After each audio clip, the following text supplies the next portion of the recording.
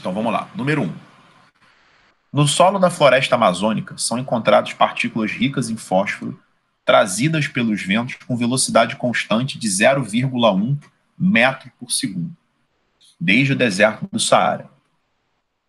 Admita que uma das partículas contenha 2% em massa de fósforo, o que equivale a 1,2 vezes 10 a 15 átomos desse elemento químico. A energia cinética de uma dessas partículas em joules ao ser trazida pelos ventos equivale a... Então, vamos lá, pessoal. Ele quer saber a energia cinética de uma dessas partículas.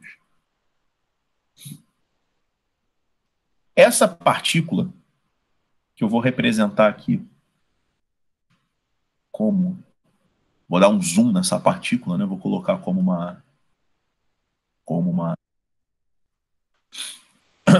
se ela tivesse esse formato. Ela só tem 2% em massa de fósforo. Então, só 2% dela, que é esse pedacinho pintado aqui, equivale ao elemento químico fósforo, né? Ou seja, tem 1,2 vezes 10 a 15 átomos de fósforo aqui, nessa partezinha da partícula. Isso corresponde só a 2% do total. Para a gente calcular a energia cinética, eu preciso da massa, vai ser vezes o quadrado da velocidade, dividido por 2. Eu não tenho uma massa, tá? Eu tenho a velocidade. O problema dessa questão é descobrir a massa. Quando você descobrir a massa, é só enfiar ali na fórmula da energia cinética que vai sair facilmente. Pessoal, como é que a gente vai fazer para descobrir a massa de fósforo? A gente vai ter que usar um pouquinho de química aqui, tá? O lance é o seguinte: a constante de Avogadro aproximada é 6 vezes 10 a 23, né? 6,02 vezes 10 a 23. Mas a gente vai usar 6 vezes 10 a 23 átomos de fósforo pesam 31 gramas. Isso que quer dizer, né? Esse MP igual a 31 gramas, tá? Que na tabela periódica, a massa do fósforo é 31, né? Ou seja, 6 vezes 10 a 23 átomos de fósforo pesam 31 gramas. Então a gente vai descobrir o peso de 1,2 vezes 10 a 15 átomos de fósforo. Átomos de fósforo. Então vamos lá. Eu vou multiplicar cruzado, vai ficar 6 vezes 10 a 23x igual a 31 vezes 1,2 vezes 10 a 15. E agora a gente vai entrar aqui com as simplificações. Né? Cancelo aqui 1,2 com 6 dá 5. Eu vou ficar com 5 vezes 10 a 23x igual a 31 vezes 10 a 15. Então, o meu x vai ser 31 vezes 10 a 15 sobre 5 vezes 10 a 23. Isso aqui vai dar 6,2 vezes 10 a menos 8 gramas, tá? Isso é importante. Essa energia cinética, para dar em joule, a massa tem que estar em quilo. Então, daqui a pouco eu vou precisar fazer uma passagem.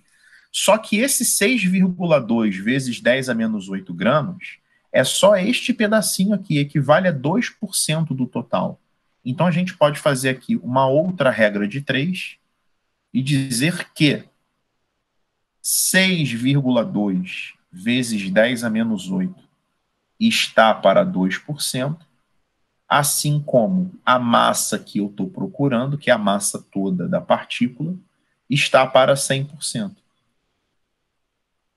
Você, na verdade, está multiplicando por 50, né? Então, depois de fazer essa regrinha de 3 aqui, você vai achar... Né? Vamos lá. Se multiplicar isso aqui por 50, vai dar 62, vai dar 310 vezes 10 a menos 8 gramas, que em quilo, tá? Para passar isso aqui para quilo, seria 310 vezes 10 a menos 11 quilogramas. Eu tenho que dividir por 1000.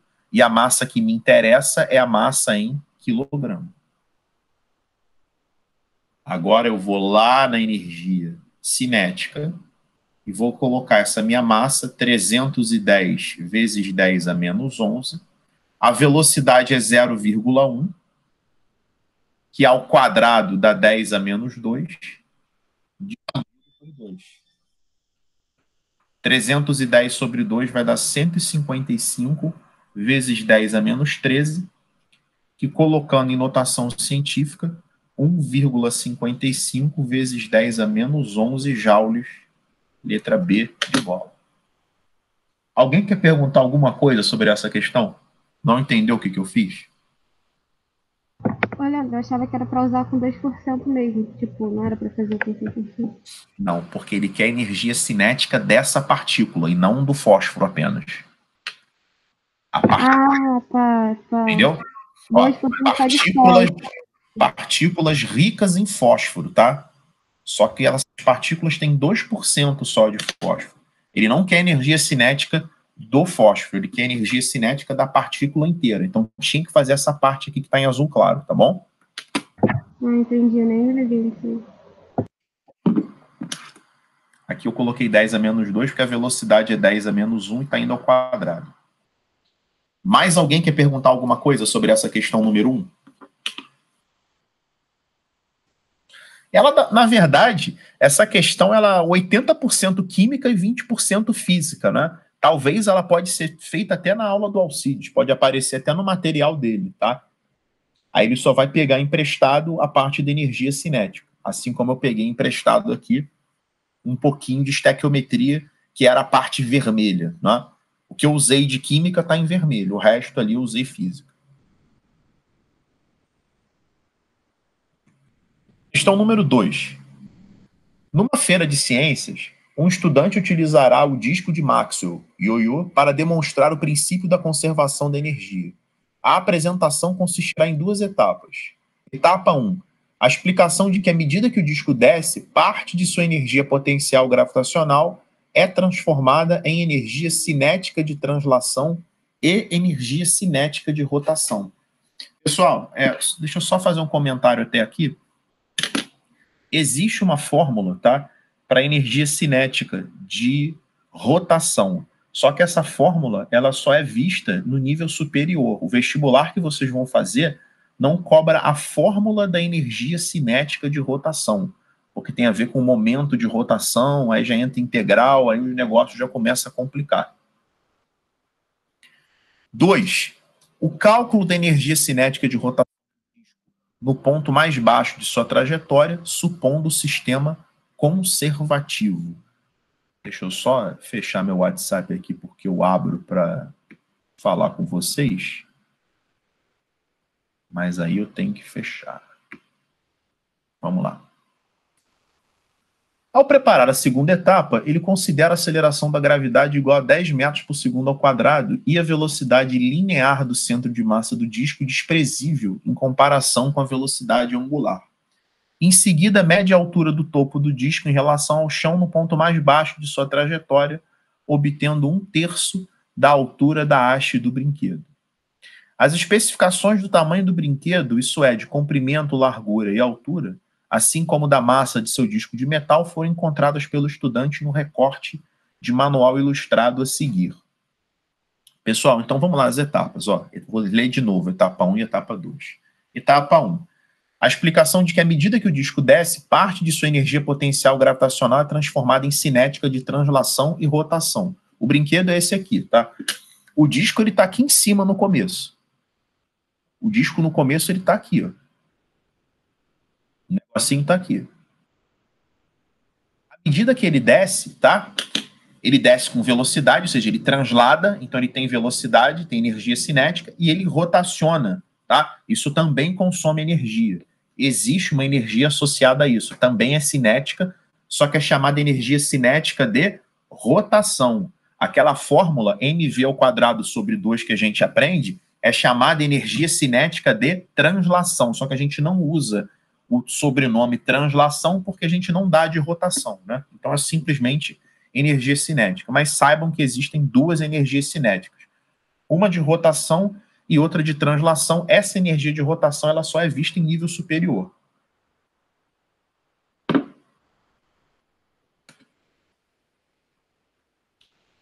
Então é o seguinte, pessoal. Ele está querendo, ele dá as especificações do brinquedo e ele está querendo o resultado do cálculo na etapa 2. O que era a etapa 2? O cálculo da energia cinética de rotação do disco no ponto mais baixo de sua trajetória, supondo o sistema conservativo. Bom, eu vou tirar vocês aqui dessa tela e eu vou levar vocês para o YouTube, que eu separei um vídeo para mostrar como que funciona esse, que a gente chama de o disco de Maxwell, né? Ou o ioiô de Maxwell. Eu vou só tirar vocês aqui do... Depois eu vou voltar. Vou colocar aqui vocês no YouTube.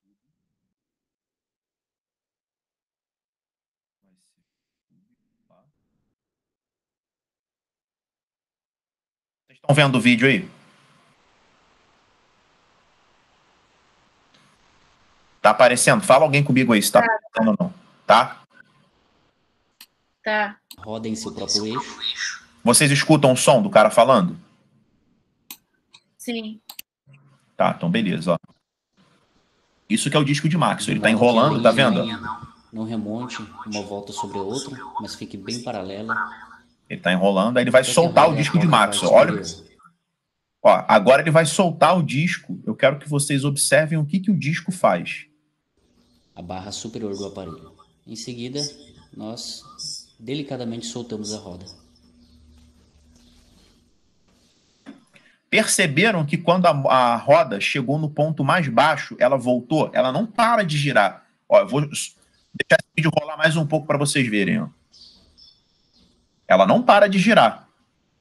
Lá embaixo, no ponto mais baixo... A explicação não é difícil quando a roda ainda está parada, antes de ser liberada, né? Ela tem um tipo de energia potencial, chamada energia potencial gravitacional. Olha o que ele vai falar. Após ela ser liberada, ela é transformada em energia cinética. E também por efeito de inércia e outros conceitos também que poderiam ser derivados desse aparato, ele tem esse movimento de vai e vem, até que toda a energia potencial gravitacional, que estava latente no início do experimento, se dissipe, ou seja, se transforme em energia cinética, de uma maneira que essa energia seja assim gasta. Então o que ele está falando é o seguinte, apesar de ele não especificar os tipos de energia cinética, tá? À medida que essa rodinha desce, ela pega a energia potencial que ela tinha lá no começo do problema e transforma em energia cinética de translação, que é o movimento de descida dela, né? E de rotação. E ela chega no ponto mais baixo ainda girando. Ela chega com energia cinética rotacional, tá bom? E como ela continua girando, ela vai enrolar o fio de novo para cima, tá? Aí ela vai transformar, ou seja, ela tinha só energia potencial gravitacional, aí no ponto mais baixo do movimento dela, ela só tinha energia cinética rotacional, e depois ela vai de novo transformar essa energia cinética rotacional em energia potencial gravitacional. Aí ela para de subir e desce de novo. Por que esse movimento ele não é perpétuo, tá? Porque existe perda de energia. Se vocês prestaram atenção no vídeo, a rodinha ela sobe para um nível cada vez menor, até que ela vai parar, ela vai começar a trepidar também, ela vai parar, tá? E onde é que está se perdendo energia? No atrito da descida com o ar, no atrito da rotação com o ar, tá? O próprio esticar do fio, ele também consome energia, tá certo? Então você tem uma perda de energia, por isso que você não consegue aproveitar integralmente, ou seja, você não consegue converter integralmente a energia potencial gravitacional em cinética rotacional e vice-versa. Só que no nosso problema, e aí eu vou levar vocês de volta para o PowerPoint, só que no nosso problema, fala o seguinte, ó. Feira de Ciência, para demonstrar o princípio da conservação da energia, tá? Então, a explicação que à medida que o disco desce, parte da sua potencial gravitacional transformada em cinética, Bom, o que a gente vai fazer é o seguinte. Ele está querendo o resultado da etapa 2, que é o cálculo da energia cinética de rotação do disco no ponto mais baixo da sua trajetória, supondo o sistema conservativo, tá?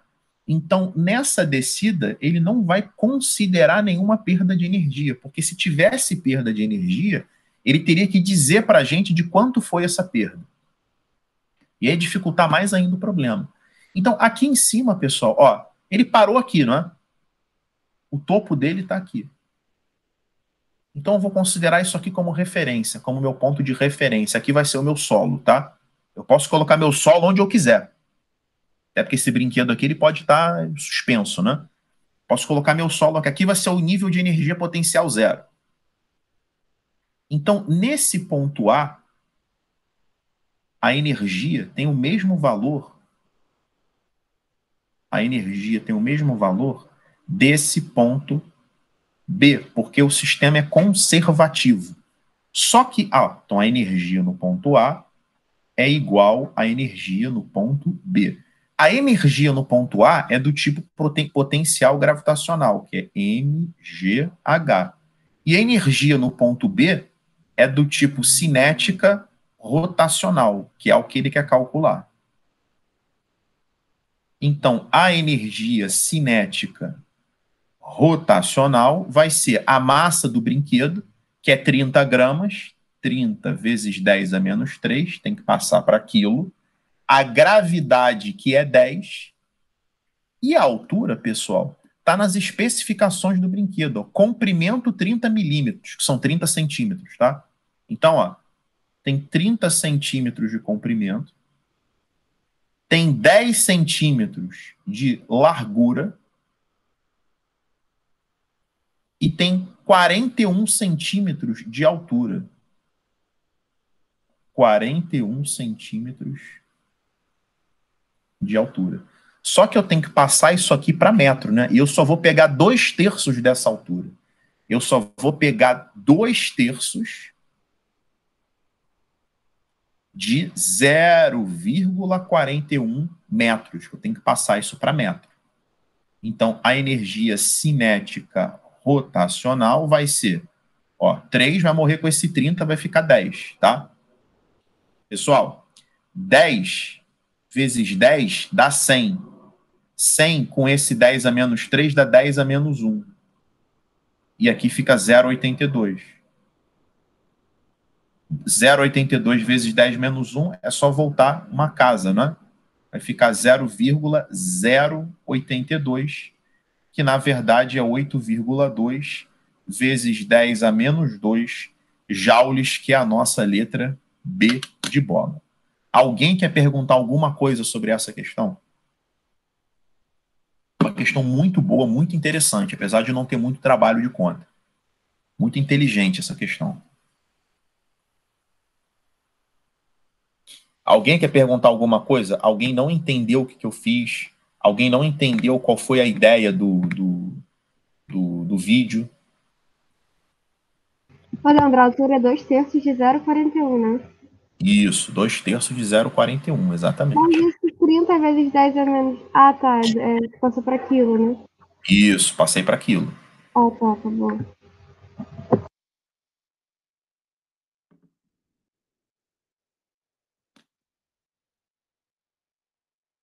Então, vamos à próxima dúvida de vocês. Número 4. O brinquedo pula-pula, cama elástica, é composto por uma lona circular flexível horizontal presa por molas à sua borda. Crianças brincam pulando sobre ela, alterando e alternando suas formas de energia.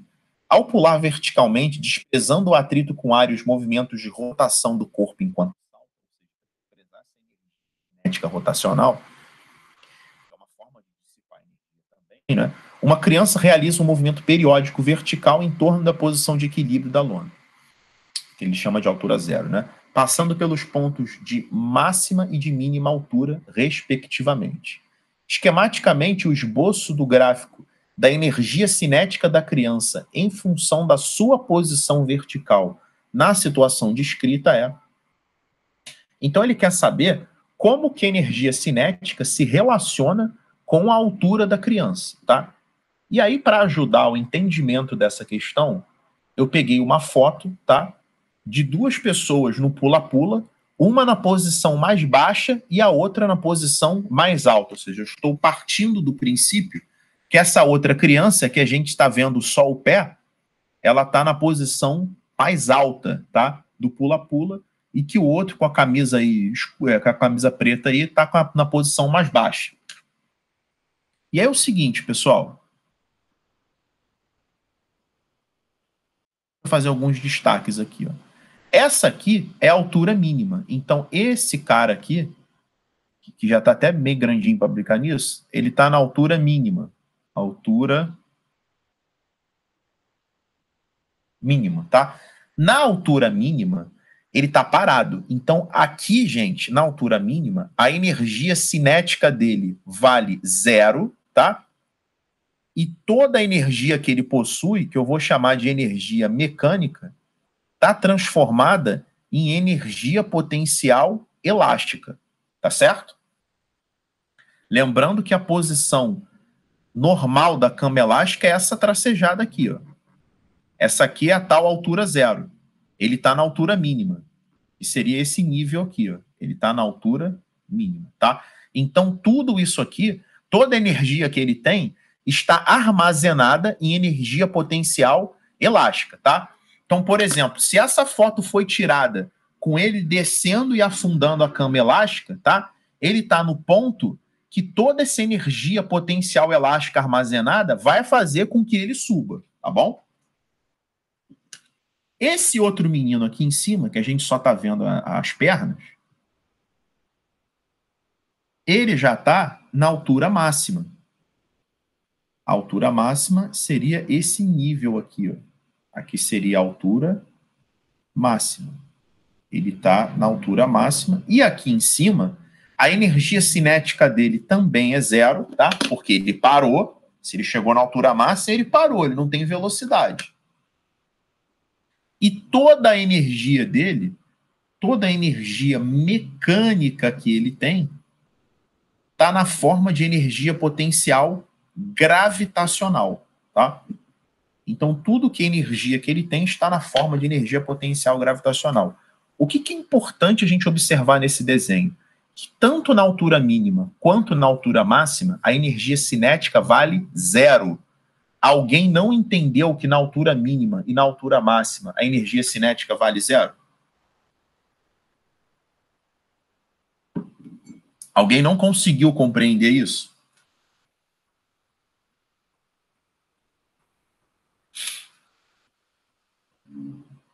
Então, ó, tanto na altura mínima quanto na altura máxima, a energia cinética tem que dar 0. Esse gráfico aqui da letra A já era.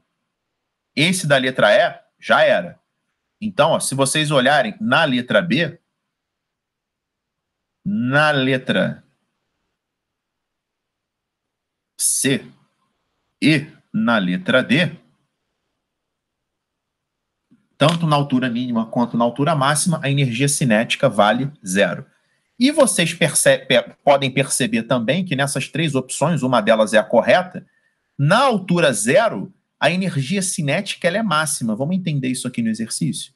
Pessoal, por que nesse ponto aqui a energia cinética é máxima? Pensa nesse cara que está descendo. Ele só tem energia potencial gravitacional.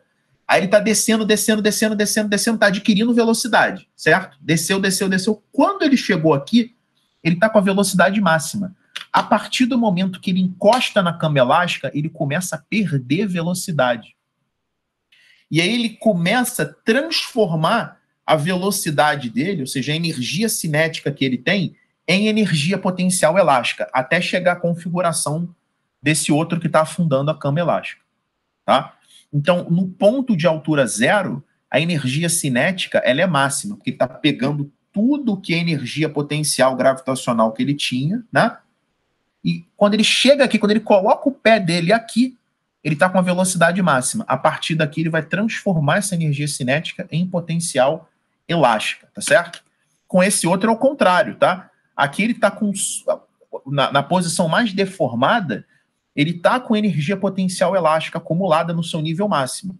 Aí essa energia, à medida que ele sobe, essa energia potencial elástica que ele tem está sendo transferida para a energia cinética, até que ele perde o contato com a cama elástica, que é o momento, que é no nível zero, que é o momento que ele possui energia cinética máxima, ou seja, tanto na subida quanto na descida.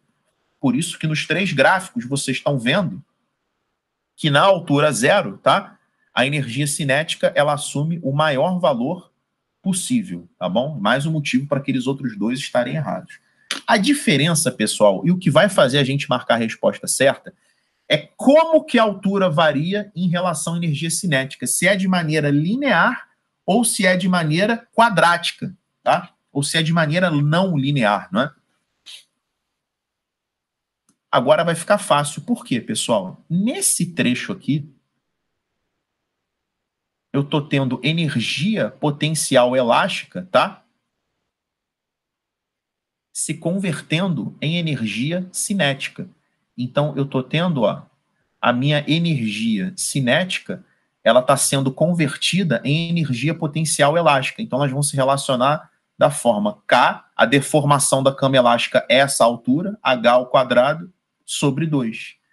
E aqui em cima, tá? Nesse outro trecho aqui, a energia cinética, ela está sendo relacionada com a energia potencial gravitacional, que é com mgh.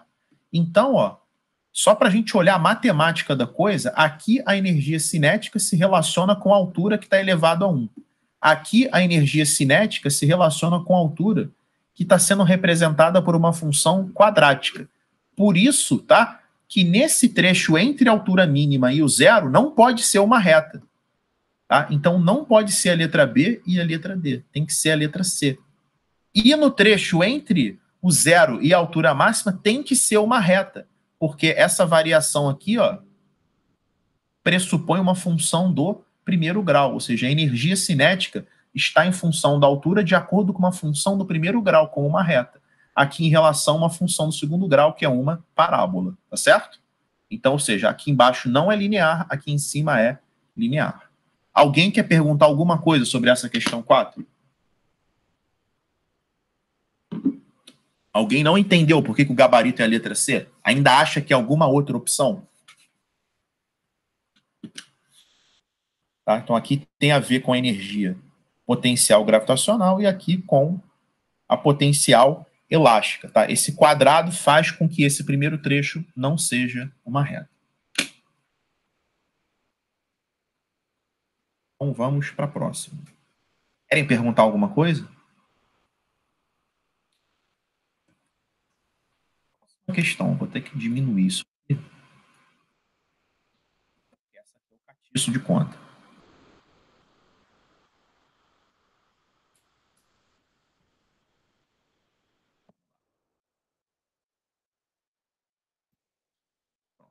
Número 6.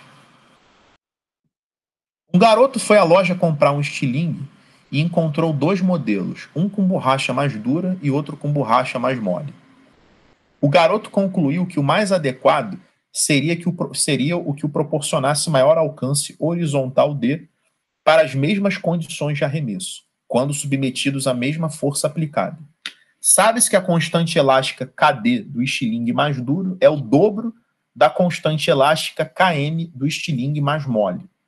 A razão entre os alcances do estilingue duro e do estilingue mole, referentes às borrachas dura e mole, respectivamente, é igual a... O lance é o seguinte, pessoal. Esse garoto, ele está com 2 estilingues, tá? Um duro e um mole. Ó, a constante elástica do duro é o dobro da constante elástica do mole. Tá? Bom, o lance é o seguinte. Vamos ver qual influência isso tem na deformação, porque ele vai aplicar a mesma força, ó. As mesmas condições de arremesso, ou seja, ele vai arremessar o estilingue fazendo o mesmo ângulo e aplicando a mesma força. Então, a força que ele vai aplicar na mola dura é igual, no estilingue, né? É igual à força que ele vai aplicar no estilingue mole. E a gente sabe aqui que a força elástica é K vezes ΔX. Então, o K do duro vezes o ΔX do duro é igual ao K do mole vezes o ΔX do mole.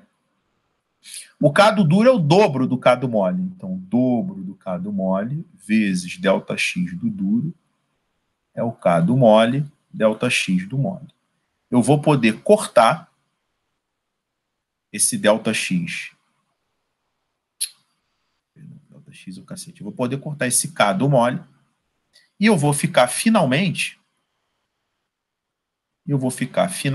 com 2 vezes a deformação do duro é igual à deformação do mole, tá? Então, a gente conclui que o mole ele vai se deformar 2 vezes mais do que o duro.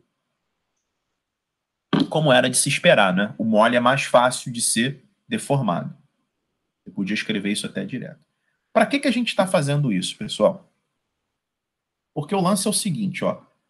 Deixa eu escrever um negócio para vocês aqui. Deixa eu mostrar um negócio para vocês aqui rapidinho, ó. Vou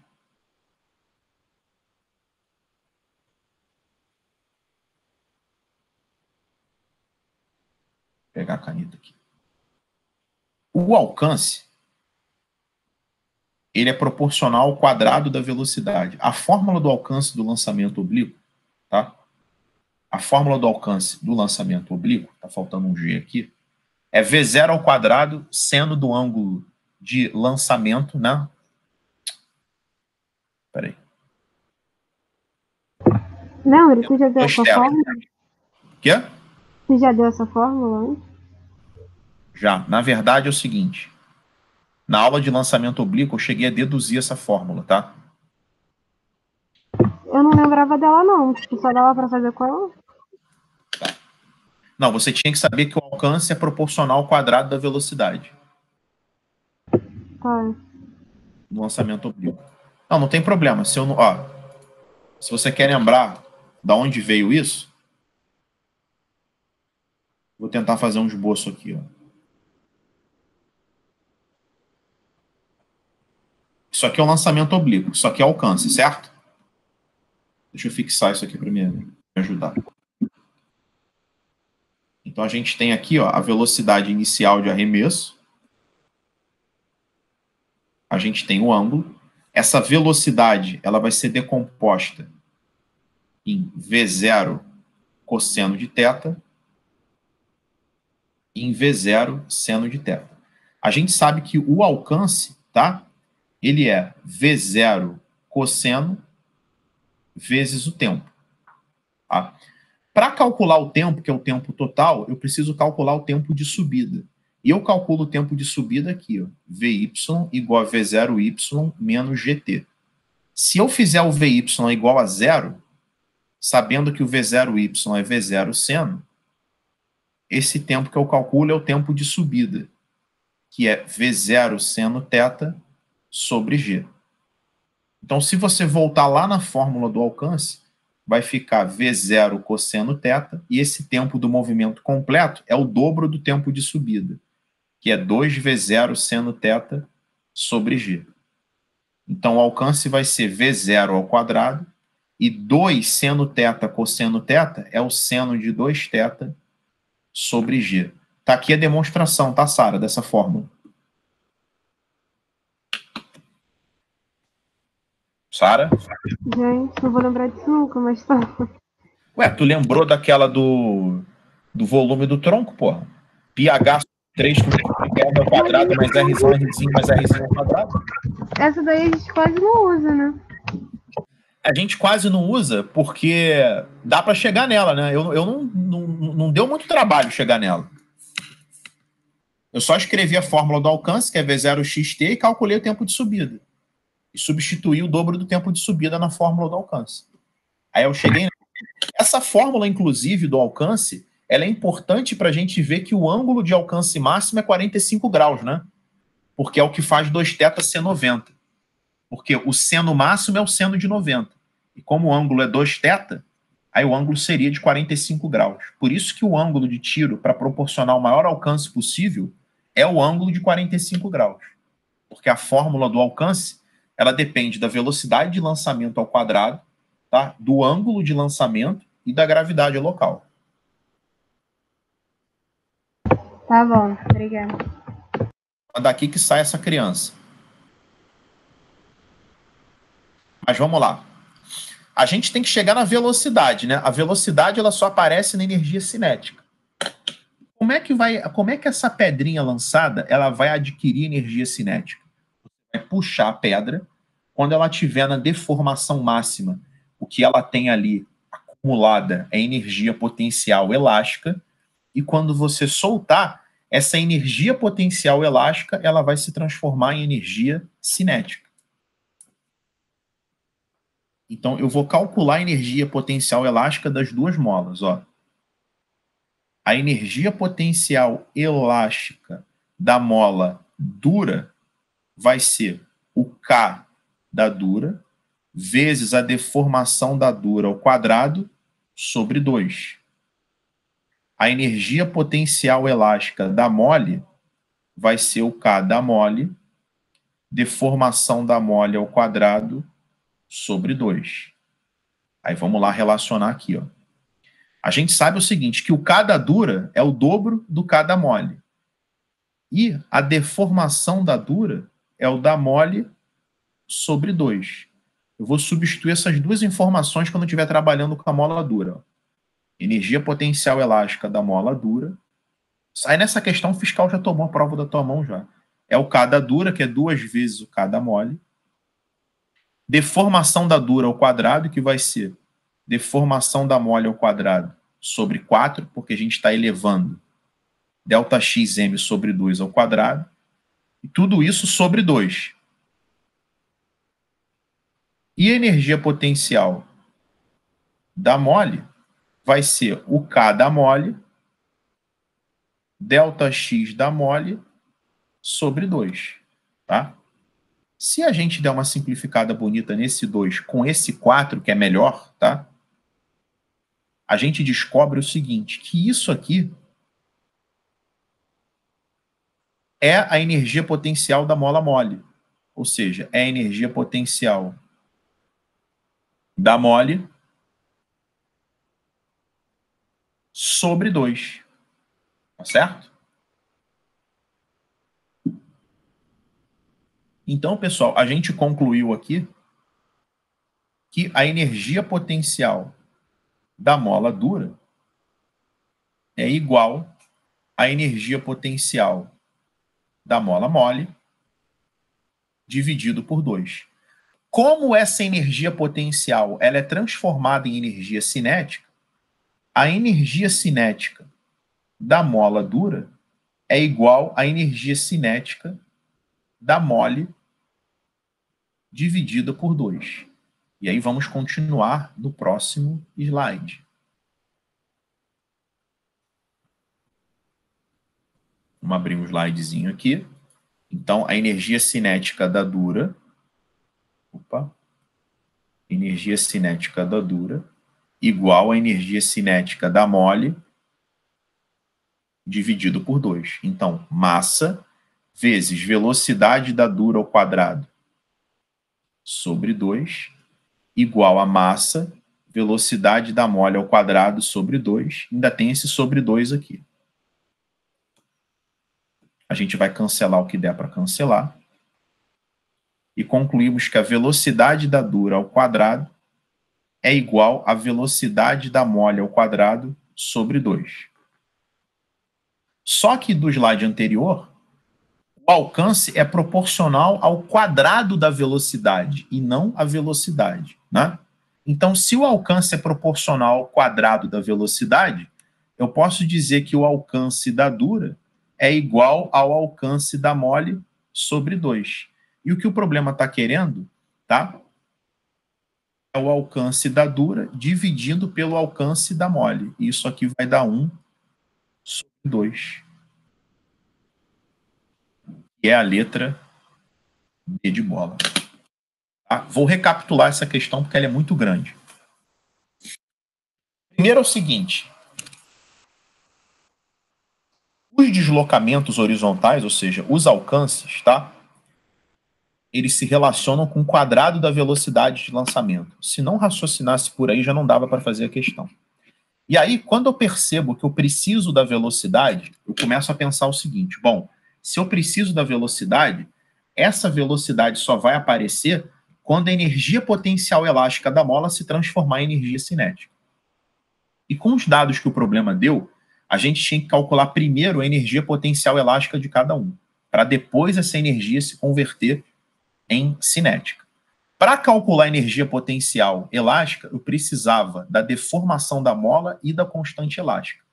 Por isso que ele deu a relação entre as constantes e eu tive que descobrir a relação entre as deformações, dizendo que ele ia aplicar, partindo do princípio que ele ia aplicar a mesma força.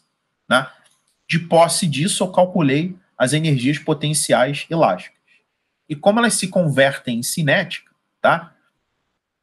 Eu calculei a relação entre as energias cinéticas, tá bom? Ou seja, se a potencial elástica da dura é metade da potencial elástica da mole, a cinética da dura é metade da cinética da mole, tá? E aí, sabendo que o alcance é proporcional ao quadrado da velocidade, né? E cortando a massa dos dois lados, eu concluí que a velocidade da dura ao quadrado é igual à velocidade da mole ao quadrado sobre 2. Ou seja, o alcance da dura, que é proporcional ao quadrado da velocidade, é igual ao alcance da mole sobre 2, e por isso que a resposta é meio. Alguém quer perguntar alguma coisa sobre essa questão?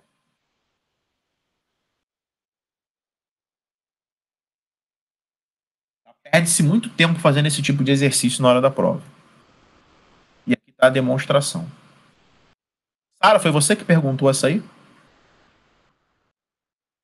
Foi quando tu botou essa fórmula, eu achava que tu ia abrir em arco duplo, fazer aqueles negócios. Entendeu o que eu fiz? Entendi. Ah, saber fazer na hora da prova que é brabo, né?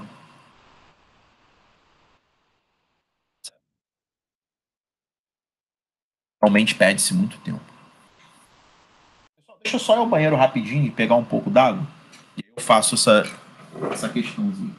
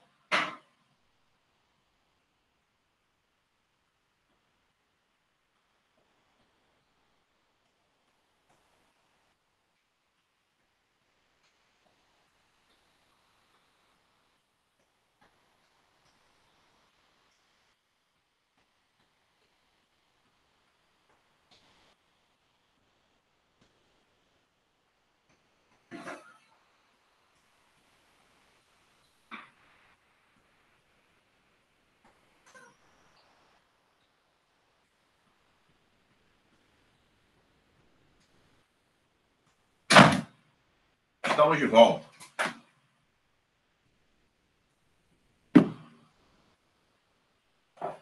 Vamos lá, pessoal. Para irrigar sua plantação, Um produtor rural construiu um reservatório a 20 metros de altura a partir da barragem de onde será bombeada a água. Para alimentar o motor elétrico das bombas, ele instalou um painel fotovoltaico. A potência do painel varia de acordo com a incidência solar, chegando a um valor de pico de 80 watts ao meio-dia. Porém, entre 11h30 e meio-dia e meia, ele disponibiliza uma potência média de 50 watts. Considere a aceleração da gravidade igual a 10 e eficiência de transferência energética de 100%. Ele pergunta qual é o volume de água em litros bombeado por reservatório. Bom, pessoal, vamos lá. A gente sabe que a potência é o trabalho sobre o tempo, tá bom? A potência é 50 watts. Não é para usar esse 80. Ele fala que o pico de potência é 80, mas isso é irrelevante, isso não interessa. O que importa é que entre 11h30 e meio-dia e meia, que é o período que ele quer calcular, tá? A potência teve uma média de 50 watts. Ou seja, nessa 1 hora, a potência teve uma média de 50 watts. E é importante que vocês saibam que o watt, que é a unidade de potência, é joule por segundo. Ou seja, quando a potência está em watt, o trabalho tem que estar em joule e o tempo precisa estar em segundos. Então a potência é 50. Vamos calcular aqui o trabalho. Agora o tempo é de 1 hora. Entre 11h30 e meio-dia e meia eu tenho 1 hora. E 1 hora eu tenho 60 minutos. E em 1 minuto eu tenho 60 segundos. Então eu tenho um total de 3.600 segundos. Então, vou ter um trabalho de 180.000 joules. Então, o trabalho sair em joule, a potência tem que estar em watt e o tempo em segundo. Tudo no sistema internacional. Pessoal, qual o trabalho que essa bomba vai realizar? Tá? O trabalho que ela vai realizar é pegar essa água e jogar para cima, tá? Porque ele fala, ó, ele construiu um reservatório 20 metros de altura a partir da barragem de onde será bombeada a água. Então ele tem que pegar a água aqui e bombear lá para cima. Fazer isso aqui com a água. Fazer com que a água suba uma altura de 20 metros. Tá? Esse não é um movimento espontâneo, então precisa ser realizado um trabalho, que é o trabalho do peso da água, né? Que vale mgh. O trabalho é 180.000 joules. A massa de água ele quer calcular. A gravidade vale 10 e a altura 20. Fazendo essas contas, você vai encontrar 900 quilos de água. Só que como a densidade da água é 1 quilo por litro, você tem 900 litros de água bombeados nesse tempo citado. Alguém quer perguntar alguma coisa sobre essa? Ô, Leandro, quando eu li essa questão, eu achava que era 2 vezes a potência. Tipo, não só dobrar o tempo, mas, tipo, dobrar como se fosse uma potência de 100. Porque isso aconteceu em 2 períodos. Mas por que 2 vezes a potência? Porque, tipo assim, eu achava que ele ia funcionar meia hora até chegar meio-dia, e depois mais meia hora até meio-dia e meia. E aí, nisso, como se fosse eu estivesse fazendo essa conta 2 vezes. Não, mas por que você fracionou o tempo de 11h30 até meio-dia e de meio-dia até meio-dia e meio? Porque ao meio-dia ele põe que a potência é 80. Aí eu achava que era para meio que dividir, como se tipo, fosse antes de meio-dia e depois de meio-dia. Não, esse 80 watts era só para te confundir. O que acontece? O que importa, se você vai considerar o tempo de 1 hora, tá? Você tem que pegar qual foi a potência média nessa 1 hora. É claro que essas potências ficaram variando. Ele só está te dando um dado aleatório que o pico foi atingido ao meio-dia e esse pico foi de 80 watts, tá? Mas se você pegar todas as potências em cada instante e fizer uma média, vai dar 50 watts. Esse 80 não era para usar para nada. Ah, entendi. Eu não consegui interpretar muito bem, não. Se você pegar o tempo de 1 hora, você tem que usar a potência relativa a esse tempo de 1 hora, e não a potência instantânea ao meio-dia, beleza? Tá bom. Usa a potência referente àquele período de tempo que você está pegando.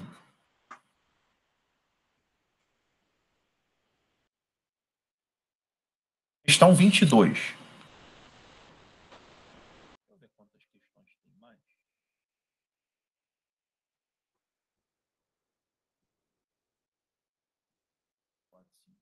Dá para fazer. Vamos lá. 22. Um objeto é deslocado em um plano sob a ação de uma força de intensidade igual a 5 newtons, percorrendo em linha reta uma distância de 2 metros. Considere a medida do ângulo entre a força e o deslocamento do objeto igual a 15 graus e T o trabalho realizado por essa força. Uma expressão que pode ser utilizada para o cálculo desse trabalho em joules é T igual a 5 vezes 2 vezes o seno de θ. Nessa expressão, θ equivale em graus a... Vamos lá, pessoal, o lance é o seguinte, ó. A força tem densidade 5, o objeto percorre 2 metros, e essa força, F, ela faz um ângulo de 15 graus com o deslocamento.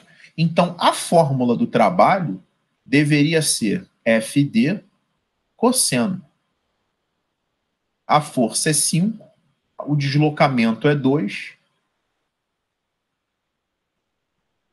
e o ângulo vale 15 graus. O problema, ó, a força está certa, o deslocamento está certo. O problema é que ele me veio com um negócio de seno, né? A pergunta que ele está fazendo para você, na verdade, é de matemática. Ele está falando assim, ó, cosseno de 15 graus é igual a seno de quem? E aí, pessoal, na matemática, ó, vou escrever uma coisa da matemática, hein? Quando alfa mais beta, vou dizer um alfa, esse alfa aqui está morrendo. Quando alfa mais beta igual a 90 graus, ou seja, quando os ângulos são complementares, o seno de alfa é igual ao cosseno de beta e vice-versa, né? O cosseno de alfa é igual ao seno de beta. Vocês já sabiam disso sem perceber? Na tabelinha, né, de trigonometria. O seno de 30 ele é igual ao cosseno de 60 e vice-versa. O seno de 45 é igual ao cosseno de 45 e vice-versa, porque a soma desses ângulos dá 90 graus. Eu posso afirmar, por exemplo, que o seno de 10 é igual ao cosseno de 80. E posso afirmar que o cosseno de 15 é igual ao seno de 75. Entenderam essa questão? Era só saber esta parte vermelhinha aqui que foi vista em trigonometria lá atrás, na matemática. Querem perguntar alguma coisa sobre essa 22? Então vamos embora.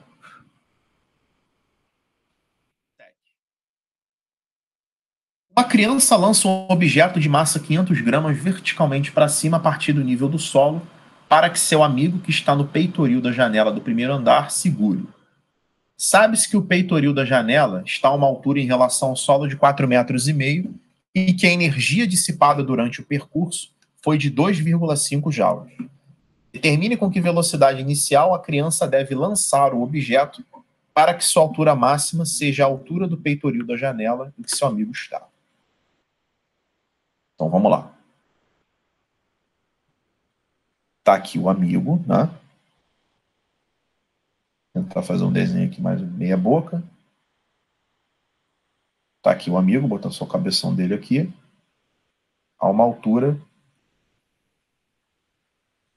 de 4,5 metros, e ele vai lançar alguma coisinha com alguma velocidade v. Tá? A massa dessa coisinha lançada tem meio quilo. Eu vou passar para quilo logo.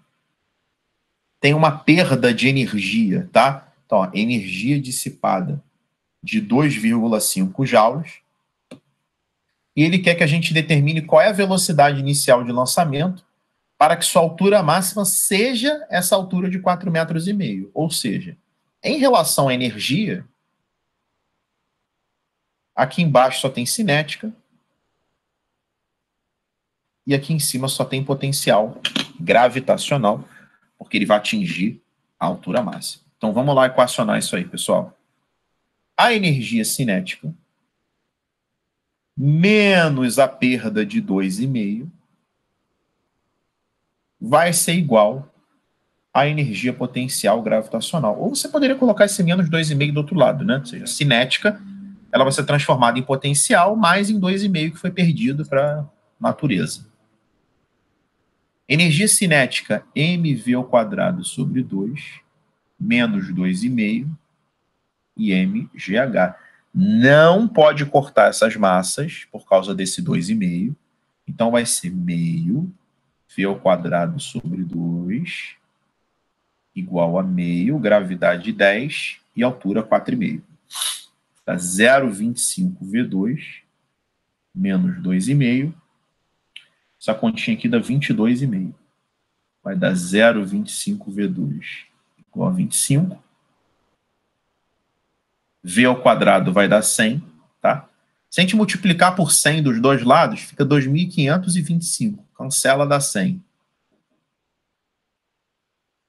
Velocidade 10 metros por segundo.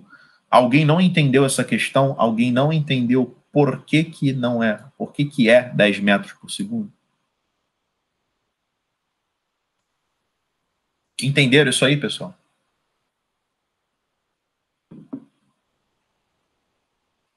Entendi. Show.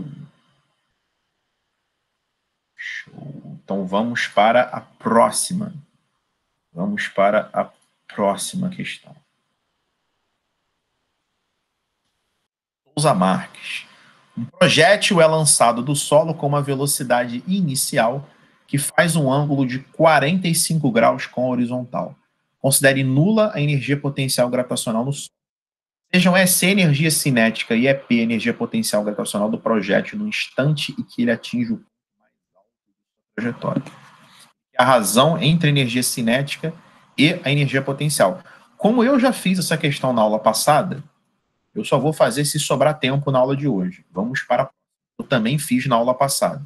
Essas duas aqui, ó, eu fiz na aula passada. Deixa eu fazer as inéditas. Sobrando tempo, eu vou para essas de cima, tá?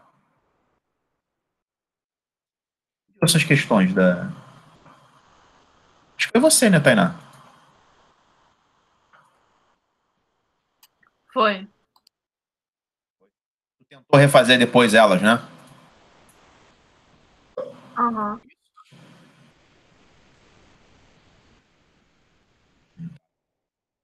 Vou fazer essas duas aqui e depois eu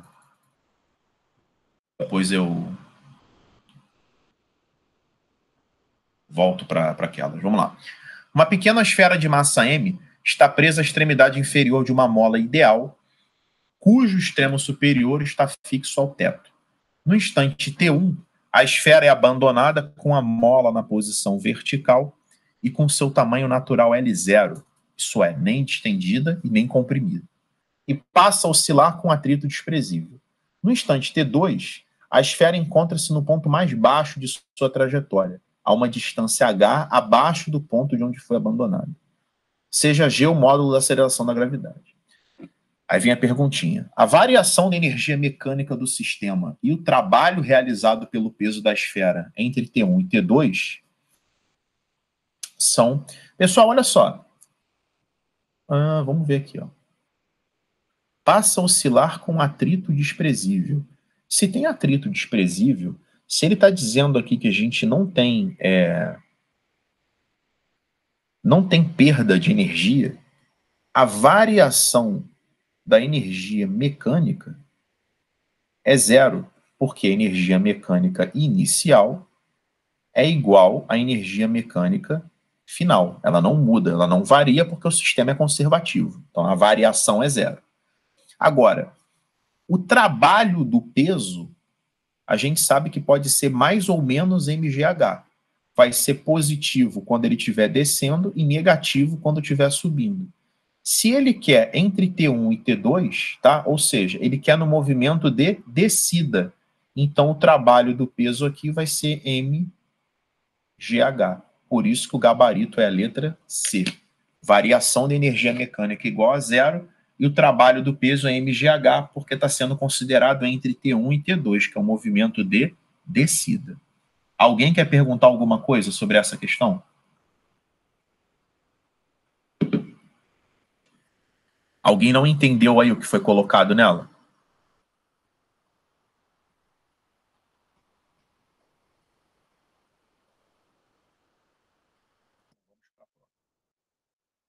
A 33, pessoal, acredito que vocês não tenham conseguido fazer porque teve um erro de digitação. Tá? Isso aqui provavelmente é 2 vezes 10 à quarta e não 2104.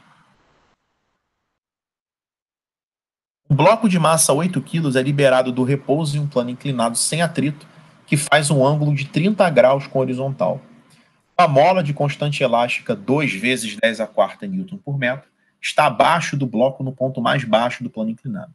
Sabendo que o bloco comprime a mola em 4 centímetros e para momentaneamente, determine a distância percorrida pelo bloco ao descer ao longo do plano inclinado da posição de repouso inicial até o ponto em que para momentaneamente. Aí ele te deu aí seno e cosseno de 30. O lance é o seguinte, pessoal.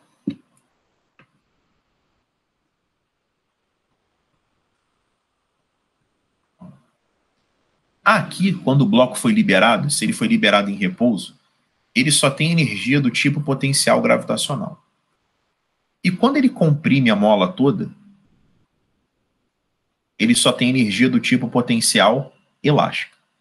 Como não tem perda de energia, ele frisa aqui que é sem atrito, toda a energia potencial gravitacional vai ser convertida em energia potencial elástica. Então vamos lá.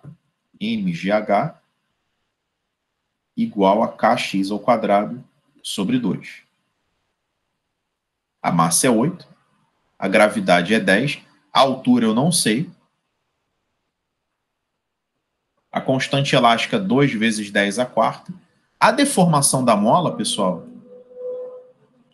é 4 centímetros. É 4 vezes 10 a menos 2 do metro.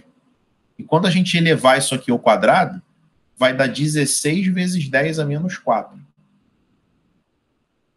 Sobre 2. Cancela aqui. Cancela o 10 à quarta com 10 a menos 4. Vai ficar 80H igual a 16. H igual a 16 sobre 80, que dá 0,2 metros. Então, essa altura vale 0,2. Só que ele não quer essa altura. Ele quer essa distância aqui. Ó. Aí é só você usar seno. Seno de 30 é cateto oposto sobre hipotenusa. Meio igual a 0,2 sobre D. D igual a 0,4 metros. Beleza? Alguém quer perguntar alguma coisa sobre essa 35? Não entendeu o que eu fiz? Pode perguntar aí. Pode perguntar. Então, Tainá, vou fazer essas duas aqui para você. Deve sobrar até mais um tempo da gente ver alguma coisa. Número 30. Na figura anexa, uma força F aplicada sobre um corpo em repouso, formando um ângulo θ com a superfície horizontal, desloca-o de uma distância d.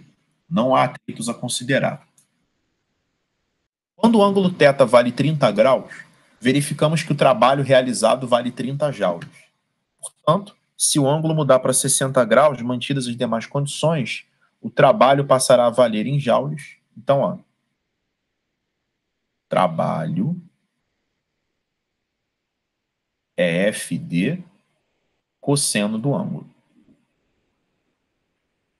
O trabalho vale 30, força eu não sei, deslocamento também não. Eu só sei que o ângulo vale 30 graus, cosseno de 30, que é a raiz de 3 sobre 2. Tá? Multiplicando cruzado, vai ficar raiz de 3FD igual a 60. Eu sei que o produto FD é 60 sobre raiz de 3. Vamos guardar essa informação.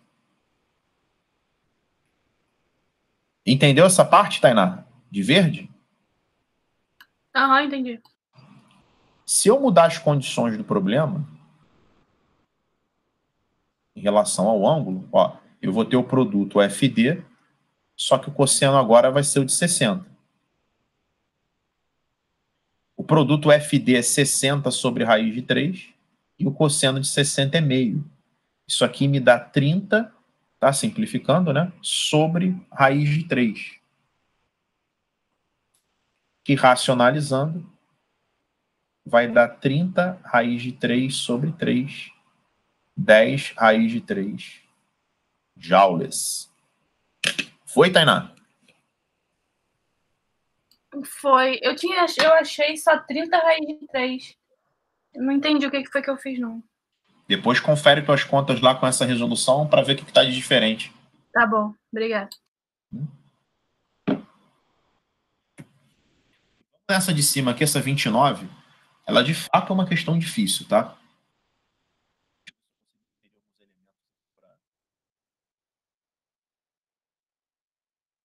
Só para fazer um esbocinho aqui dessa questão.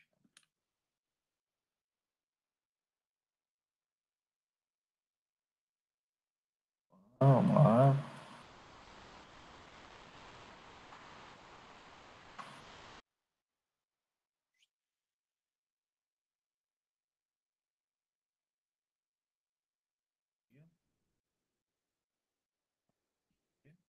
Vamos lá. O projétil é lançado do solo com uma velocidade inicial que faz um ângulo de 45 graus com a horizontal. Considere nula a energia potencial gravitacional no solo.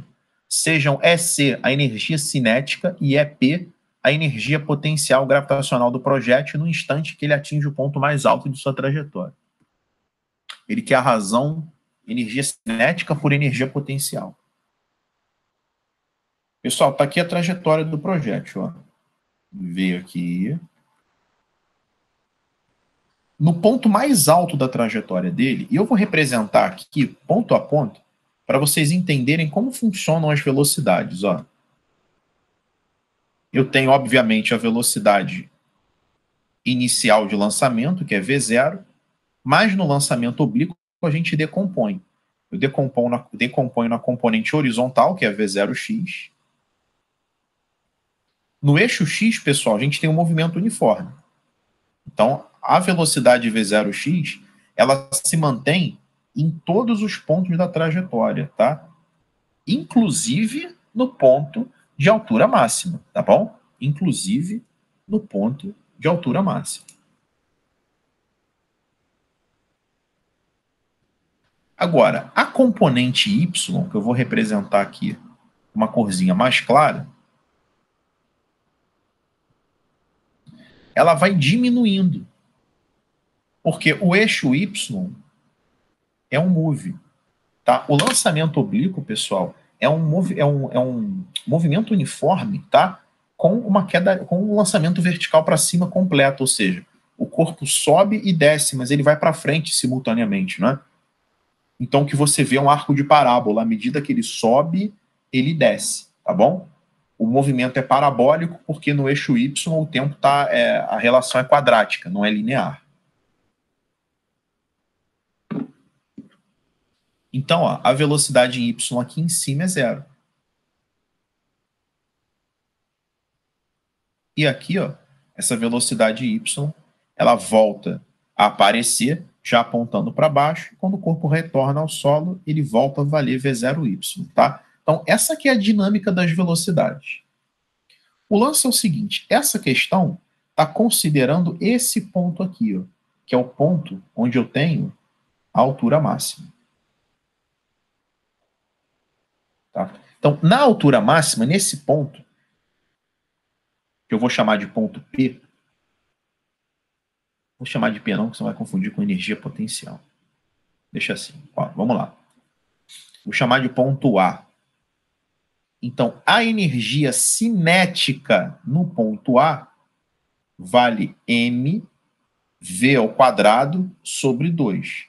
A velocidade que se tem no ponto A é do tipo V0x. Então, V0x ao quadrado sobre 2.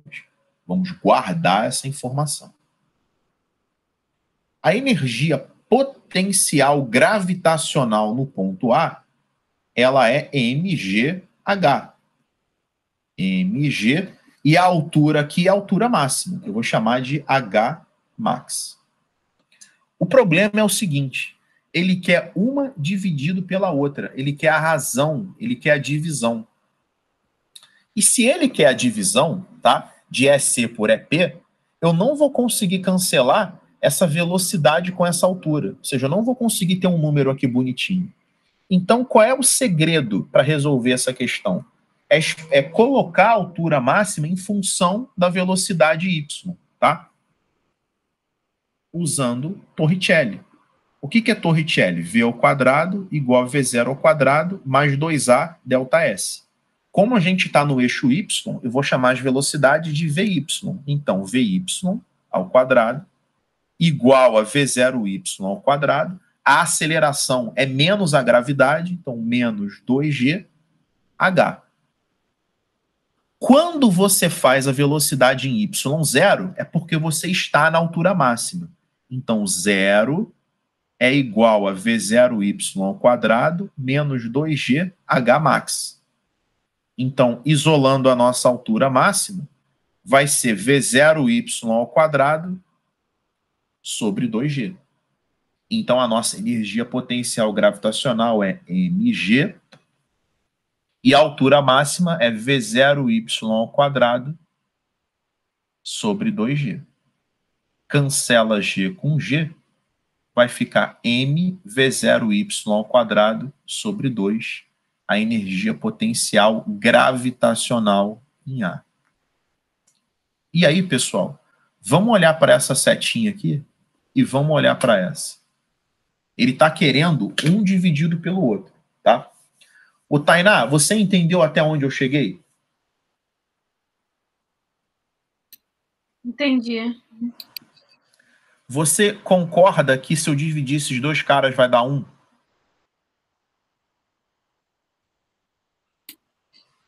Sim. Porque olha só uma coisa que eu quero que vocês observem. Ó.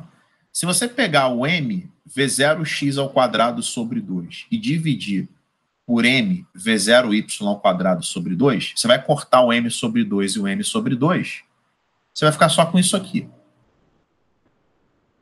Tá? Problema, a velocidade em x é V0 ao quadrado. Ó, vou voltar aqui. A velocidade em x é V0 cosseno. E a velocidade em y é V0 seno. Para esse ângulo do problema de 45 graus, tá? Esse ângulo de 45 é o único que o V0x é igual ao V0y, porque o seno é igual ao cosseno, tá? Por isso que o gabarito dessa questão dá 1. Agora, se o ângulo não fosse 45, você ia ter que continuar. Você tem que abrir o V0x, abrir o V0y, esse V0 ia morrer, você ia ficar com cosseno sobre seno ao quadrado, tá? A relação, na verdade, seria cotangente ao quadrado do ângulo. Então, essa questão, ela poderia ser mais profunda, tá? Ela poderia, em vez de te dar o ângulo de 45 graus, ela poderia dizer que o ângulo é θ, tá bom? E a resposta seria cotangente ao quadrado. Aí o pudim ia azedar, tá? Você tem que continuar e lembrar que cosseno sobre seno é a cotangente ao quadrado. Por exemplo, nada impede de uma questão dessa aparecer no Enem. É bem a cara do Enem cobrar esse tipo de questão. Ô Karen, eu sempre chamo de Karen. Desculpa, Karen. Eu sempre te chamo de Karen. Sabe por quê? No meu celular eu anotei teu nome como Karen, esqueci de trocar, agora já era. Foi mal.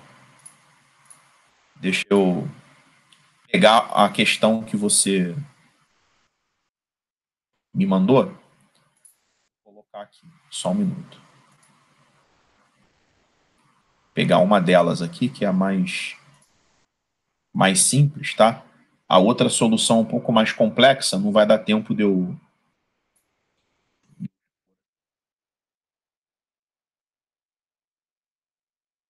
Essa aqui, pessoal, ó. A figura abaixo apresenta 3 situações com o mesmo bloco, inicialmente em repouso em A. Aí vamos lá, a primeira. O bloco é liberado. Primeiro, o bloco é liberado do repouso e deixado cair livremente, desprezando o atrito com o ar. Segunda, o bloco é liberado do repouso e desce por uma rampa sem atrito. Terceiro, o bloco liberado do repouso desce por uma rampa sem atrito. Tá escrito a mesma coisa? Ah, tá, porque a rampa é diferente. Marque a opção que apresenta corretamente as relações entre situações 1, 2 e 3, de acordo com a energia cinética do bloco no ponto B. O lance é o seguinte, ó. No ponto A,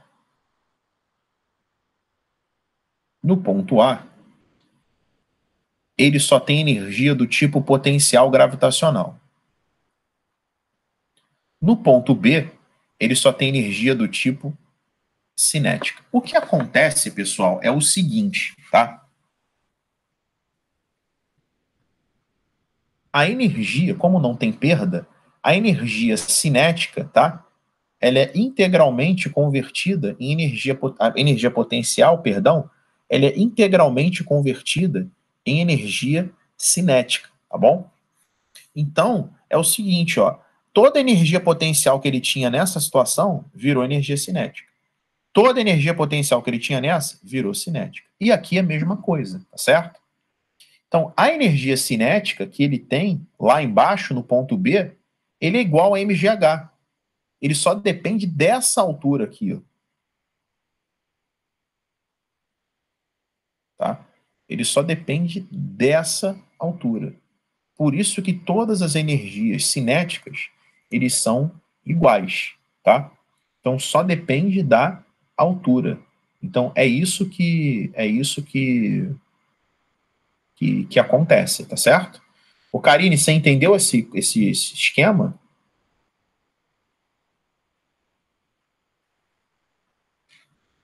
Acho que você está no chat só, né? Tá, beleza. Porque aqui eu li sua mensagem. É porque é o seguinte, a energia cinética, ela é adquirida através da energia potencial. E a energia potencial, ela não depende da trajetória, ela só depende da altura, tá bom? Aquela outra questão que você me mandou, depois eu vou te mandar uma explicação mais detalhada, porque aquela a gente tem que fazer mais conta, tá?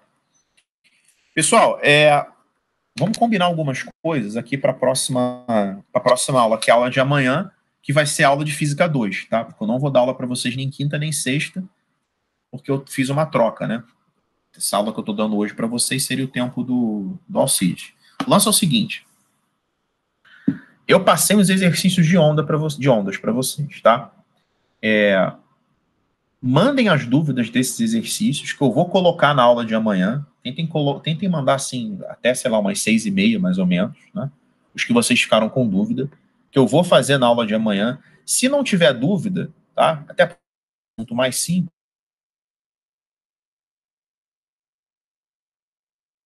beleza? Para a gente estudar outros fenômenos ondulatórios.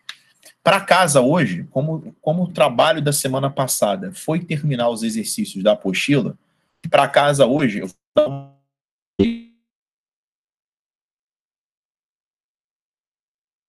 exercícios, tá? Eu coloquei de PA e PG ontem para vocês, tá? Eu vou colocar uma listinha com exercícios de trabalho e energia, e na aula anterior, que foi de matemática 2, eu vou postar o trabalho de casa, porque eles já estão na apostila, não preciso mandar lista extra, tá certo? Alguém quer falar alguma coisa comigo? Tá? Como não dá tempo de eu dar um exercício para vocês fazerem e a gente corrigir, só para vocês terem esse descanso aí essa surra que vocês tiveram desde 9 horas da manhã de exatas, a gente vai encerrar a aula por aqui, tá bom? Vou encerrar a gravação.